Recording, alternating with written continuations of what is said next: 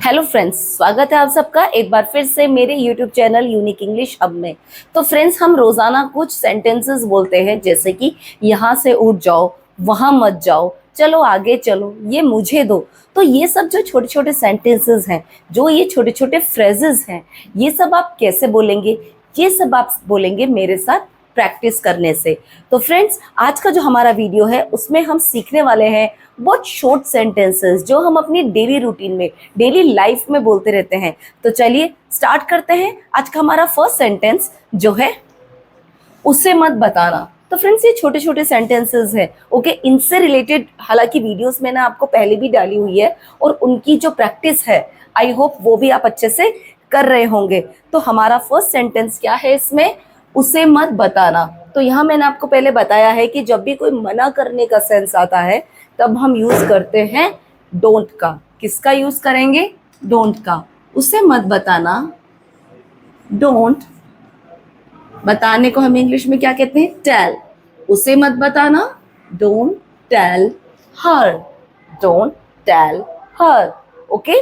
Next sentence है हमारा, यहाँ हम उसे को लिए हम यहाँ हिम भी यूज कर सकते हैं, ओके। अगर हमें पता है कि बॉय है तो हम हिम लगा देंगे। अगर हमें मालूम है कि वो गर्ल है, ओके, तो हम यूज करेंगे वहां हर का। उसे मत बताना, don't tell her. Next sentence है हमारा, कुर्सी पर बैठो। क्या कहते हैं हम? चलो कुर्सी पर बैठो। तो कुर्सी पर बैठने के लिए क्या बोलेंगे हम? बैठने के लिए हम बोलते हैं सिट, और कुर्सी पर बैठो, sit on the chair. Sit on the chair. कुर्सी पे बैठो, sit on the chair. Next sentence है हमारा, यहां से उठो। उठने के लिए हमने क्या बोला था? Get up, okay. अगर किसी को हम नींद से उठा रहे हैं तब हम बोलेंगे वेक अप, ओके। और अगर हम किसी को थोड़ी सी देर के लिए उसकी जगह से उठा रहे हैं, है ना, जैसे कुर्सी से उठा रहे हैं, बेड से उठा रहे हैं, तो हम बोलेंगे गेट अप। Get up. यहां से उठो, गेट अप। और यहां से from here, gate up from here. अगर हमें कहना है वहां से उठो तो हम कहेंगे गेट अप फ्रॉम देयर। क्या कहेंगे? Get up from there. Next sentence है हमारा, यह सुनो। सुनने के लिए हम इंग्लिश में क्या बोलते हैं फ्रेंड्स?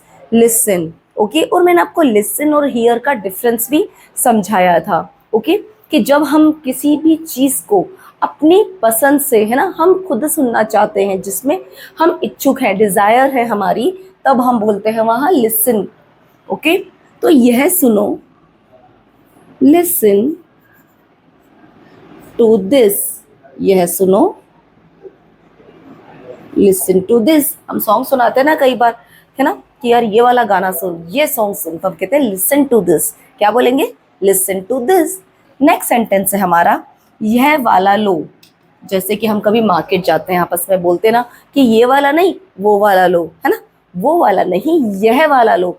तो यह वाला लो, इसको कैसे कहेंगे फ्रेंड्स? ये छोटे छोटे फ्रेजेस जो हैं, ये छोटे जो सेंटेंसेस हैं, ये बोलने में बहुत आसान लगते हैं, लेकिन इसकी इंग्लिश, इनके ट्रांसलेशंस आपको आने चाहिए। तो क्या सेंटेंस है हमारा? यह वाला लो। तो लेने को हम इंग्लिश में कहते हैं टेक। क्या कहते हैं? टेक। और यह वाला तो कहेंगे take this, take this one. यह वाला लो, टेक दिस वन। अगर हमें कहना है वो वाला लो तो कहेंगे टेक दैट वन। क्या कहेंगे? Take that one, okay friends. Next sentence है हमारा, मुझे गुदगुदी मत करो, है ना। गुदगुदी करने को हम इंग्लिश में क्या कहते हैं? टिकलिंग, टिकल करना, ओके। मुझे गुदगुदी मत करो। कई लोग होते हैं ना जिनको हाथ लगाते ही बहुत गुदगुदी होती है, तो उसको कैसे कहेंगे? मुझे गुदगुदी मत करो। तो यहाँ पे हम मना कर रहे हैं, डोंट टिकल मी। मुझे गुदगुदी मत करो, don't tackle me, okay. Next sentence है हमारा, क्या यह भारी है? जैसे कोई सामान उठाते तो हम कहते हैं ना, अरे मम्मी क्या ये भारी है क्या? तो क्या बोलेंगे इसको? क्या ये भारी है? या हम पूछ रहे हैं क्या ये भारी है, तो बोलेंगे इज इट हैवी? क्या ये भारी है? Is it heavy, okay. इसी तरीके से हमारा नेक्स्ट सेंटेंस है, घर जाओ। है ना, हम कहते हैं ना कई बार कि चलो अब अपने घर जाओ। फ्रेंड्स, इससे रिलेटेड कई सारे सेंटेंसेस हम बना चुके हैं, ठीक है। जैसे मैं अपने घर में हूँ, है ना, मुझे घर छोड़ दो। अब ये सेंटेंस है हमारा घर जाओ, तो क्या बोलेंगे उसको? जाने को हम इंग्लिश में बोलते हैं गो। ओके, घर जाओ तो सिर्फ इतना ही बोलेंगे, गो होम। क्या कहेंगे? Go home. तो फ्रेंड्स, ये थे हमारे कुछ शॉर्ट सेंटेंसेस, कुछ हमारे शॉर्ट फ्रेजेस। और नेक्स्ट सेंटेंस है हमारा कार रोको, है ना। हम कहते हैं ना किसी को चलते चलते, अरे एक बार कार रोको, तो रोकने को क्या बोलेंगे इंग्लिश में? स्टॉप। कार रोको, स्टॉप द कार। क्या कहेंगे? Stop the car. Okay friends, ये दी को भी अलग अलग जगह हम अलग अलग प्रोनाउंस करते हैं। इसके लिए भी मैं आपको एक अलग से वीडियो इसकी लेके आऊंगी कि हम दी कहाँ बोलते हैं, द कहाँ बोलते हैं। द हम बोलते हैं किसी भी कॉन्सोनेंट वर्ड से पहले, किसी भी कॉन्सोनेंट से पहले, और दी हम बोलेंगे कोई वॉवेल से पहले। ओके, इसका भी कॉन्सेप्ट आएगा, आपको इतने में समझ आ गया है। नेक्स्ट सेंटेंस है हमारा वह फिसल गया, है ना। जैसे बारिश आती है, कई बार फिसल जाते हैं ना बच्चे, तो हम कहते हैं अरे देखो वो फिसल गया। तो फिसलने को इंग्लिश में क्या कहते हैं हम? स्लिप।